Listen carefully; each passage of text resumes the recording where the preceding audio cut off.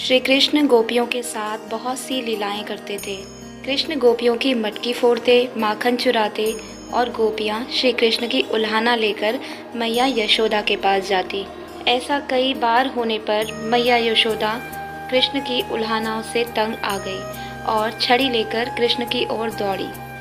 जब प्रभु ने अपनी मैया को क्रोध में देखा तो वह अपना बचाव करने के लिए भागने लगे।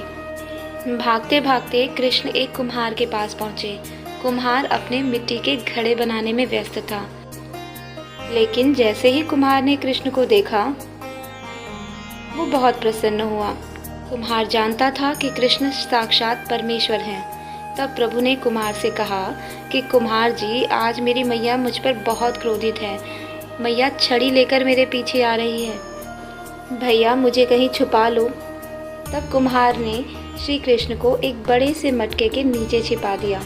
कुछ ही क्षणों में मैया यशोदा भी वहां आ पहुंची और कुम्हार से पूछने लगी, क्यों रे कुम्हार, तूने मेरे कन्हैया को कहीं देखा क्या? कुम्हार ने माता यशोदा से कहा कि मैया, मैंने कृष्ण को नहीं देखा। यह सुनकर माता यशोदा वहां से चली गई। अब श्री कृष्ण कुम्हार से कहने लगे, कुम्हार जी, अगर मैया चली गई है तो मुझे इस घड़े से बाहर निकालो। कुम्हार बोला, ऐसे नहीं प्रभु, पहले मुझे आप 84 लाख योनियों के बंधन से मुक्त करने का वचन दीजिए। भगवान मुस्कुराए और कहा, ठीक है, मैं तुम्हें 84 लाख योनियों के बंधन से मुक्त करने का वचन देता हूँ। अब तो मुझे बाहर निकाल दो। कुमार कहने लगा, मुझे अकेले नहीं प्रभु, मेरे परिवार के सभी लोगों को भी 84 लाख योनियों के बंधन से मुक्त करने का वचन दीजिए, तो मैं आपको इस घड़े से बाहर निकालूंगा। श्री कृष्ण कहते हैं, चलो ठीक है, उनको भी मैं 84 लाख योनियों के बंधन से मुक्त करने का वचन देता हूँ। अब तो भैया मुझे घड़े से बाहर निकाल दो।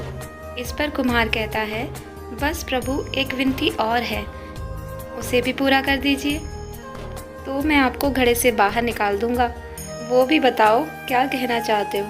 कुम्हार कहने लगा, प्रभु जी, जिस घड़े के नीचे आप छुपे हो उसकी मिट्टी मेरे बैलों के ऊपर लाद के लाई गई है। मेरे इन बैलों को भी 84 लाख योनियों के बंधन से मुक्त करने का वचन दीजिए। श्री कृष्ण ने कुमार के प्रेम पर प्रसन्न होकर उन बैलों को भी 84 लाख योनियों के बंधन से मुक्त करने का वचन दिया। कृष्ण बोले, अब तो तुम्हारी सब इच्छाएं पूरी हो गई भैया, अब तो मुझे घड़े से बाहर निकाल दो। कुमार कहता है, अभी नहीं भगवान, बस एक अंतिम इच्छा और है, उसे भी पूरा कर दीजिए। वह यह है कि जो भी प्राणी हम दोनों के बीच के इस संवाद को सुनेगा उसे भी आप 84 लाख योनियों के बंधन से मुक्त करेंगे। बस ये वचन दीजिए, तो मैं अभी आपको इस घड़े से बाहर निकाल दूंगा। कुम्हार की प्रेम भरी बातें सुनकर कृष्ण प्रसन्न हो गए और कुमार की इस इच्छा को भी पूरी करने का वचन दिया।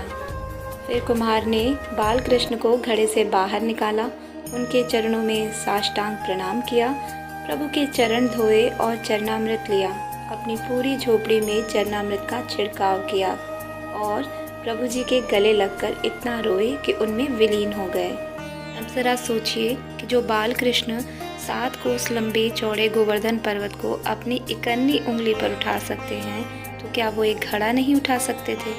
लेकिन बिना प्रेम रीझे नहीं नटवर नंद किशोर, कोई कितने भी यज्ञ करे, अनुष्ठान करे, कितना भी दान करे, चाहे कितनी भी भक्ति करे, लेकिन जब तक मन में प्राणी मात्र के लिए प्रेम नहीं होगा तब तक कृष्ण नहीं मिल सकते। जय श्री कृष्ण।